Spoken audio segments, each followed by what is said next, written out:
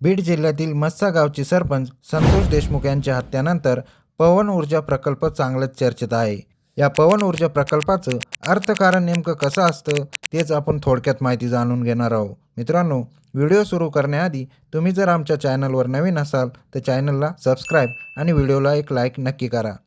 पवन ऊर्जा प्रकल्पासाठी जमीन खरेदी केली जाते किंवा भाडे तत्त्वावर घेतली जाते.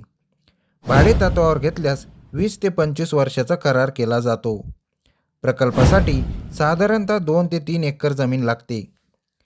टेकड्या किंवा खुल्या भागातील जमिनी प्राधान्याने निवडल्या जातात. जमिनीचे मूल्यांकन हे सरकारी किंवा बाजार भावानुसार होते.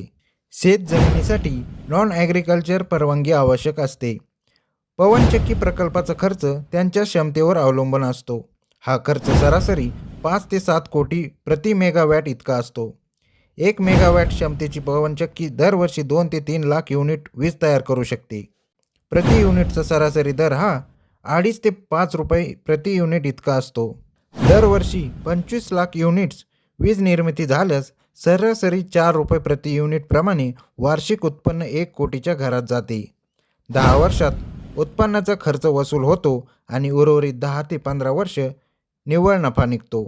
तर मित्रांनो, तुम्हाला हा व्हिडिओ कसा वाटला कमेंटमध्ये नक्की सांगा आणि आमच्या स्मार्ट मराठी यूट्यूब चॅनलला सबस्क्राईब करा, जेणेकरून असेच नवनवीन व्हिडिओ आपल्यापर्यंत येत राहतील.